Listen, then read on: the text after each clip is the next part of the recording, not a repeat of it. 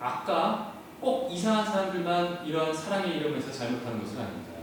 아까 심지어 타가스의 신사임당 모니카 성녀도 아들에 대한 사랑 때문에 눈이 멀어서 강제 타분과 약혼을 시키는 일까지 벌였는데, 많은 어머님들은, 특히 능력 있는 어머님들은 평생 이러한 역할을 하는 경우가 있어요. 아이들한테 엄마의 욕심 때문에 뒤집어 씌워 사는 경우들이 있는데, 제일 극단적인 케이스는 헬리콥터만 같은 분입니다. 능력 없으면 못합니다. 가장 추악했던 거, 제가 깜짝 놀랐던 건 사실이 아니길 바라는데, 사법연수원 앞 헬리콥터만 있었대요.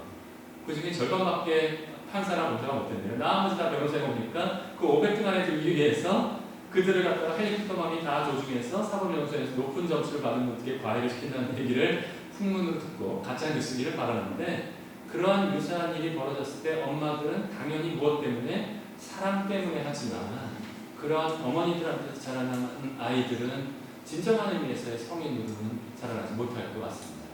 어떤 의미에서 사랑이라는 것이 문제를 일으킬 수 있기 때문에 아우구스티누스가 두 번째 던진 질문이 이것이었습니다. 그럼 어떠한 종류의 사랑이 인간의 행위를 윤리적이고 올바른 행위로 만드는가? 도와주기 위해서 아우구스티누스는 두 가지 사랑을 구별했는데요. 한 가지는 사물 자체를, 내가 사랑하는 사물을 목적으로서 사랑하는 것입니다. 목적. 반드시 목적으로서 사랑하는 것이고, 두 번째 사랑하는 방식은 내가 사랑하는 대상을 수단으로서 사랑하는 것인데, 이 목적으로서 사랑하는 것을 아우구스티누스는 향유라고 불렀어요. 즐기는 것, 향유라고 불렀고, 수단으로서 사랑하는 것을 사용이라고 불렀습니다. 이 라틴어 원어로는 프루이라고 부르고요, 향유는 무티라고 부르는데, 영어에 나와 있습니다. 프루츠 있잖아요, 프루츠. 이거는 라틴어 프루이툼으로부터 나왔는데, 요거는 즐길만한 것, 과일 맛있잖아요. 그거 프루이, 향유, 무티는 유틸라이즈, 사용하다라고 생각하면 좋을 것 같습니다.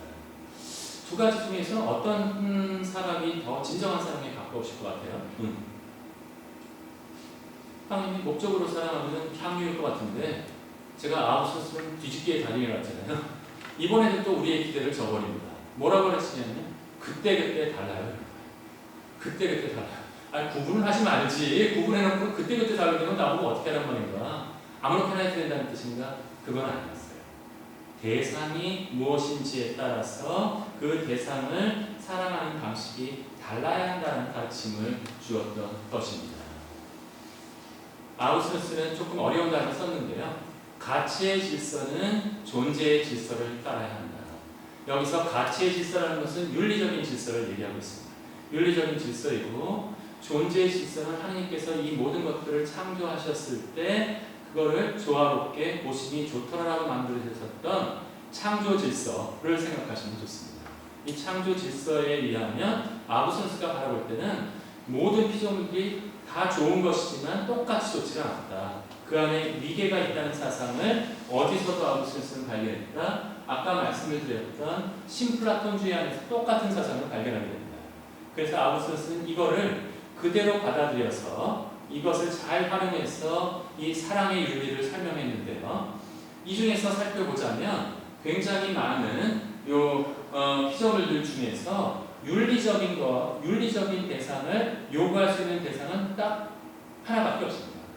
하나님한테 윤리적으로 좀 하세요. 코로나19 보내시면 윤리적으로 살아요. 이렇게 할 수는 없고, 어떤 동물들한테 막 우리가 애완견들한테 물론 윤리적으로 하라 그러죠. 훈련도 시키고 하지만 걔네들은 원성이 그런 겁니다. 저희가 시골에서 집을 빌려서 글을 쓰고 있는데, 그 집에 닭과 3마리의 진돗개가 있습니다. 닭 한 16마리를 늘었네요. 근데 그 닭들 중에서 가끔 가다가 본성을 거르치는 멍청한 닭이 있습니다. 그 진돗개와 이걸 구분을 해놨는데, 가끔 가다가 닭은 날아올 수가 있으니까 그 철망 위로 날아 올라갑니다.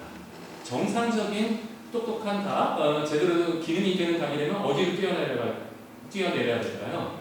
당연히 닭장 쪽으로 다시 뛰어내려가야 되는데, 지가 올라온 쪽으로 1년에 한두 번이나 2년에 한 번씩 꼭 그 개장 쪽으로 뛰어내리는 닭이 있습니다.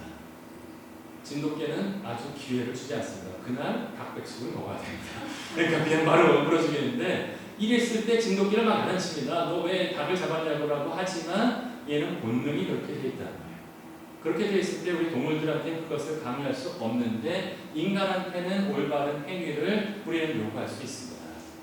인간을 기준으로 해서 바라보면 여기에 답이 나와 있는데 인간보다 하위에 있는 것들, 동물, 식물, 무생물, 진료 이런 것들, 우리 눈으로 바라볼 수 있는 것들은 나쁜 것은 아닙니다. 우스갯소리는 많이 보면 이런 것들이 악이라고 얘기했지만 이런 것들도 하나님께서 창조하셨고 보시니 좋다라고 얘기했고 예수 그리스도의 육화가 일어났기 때문에 이 안에도 선성이 있습니다.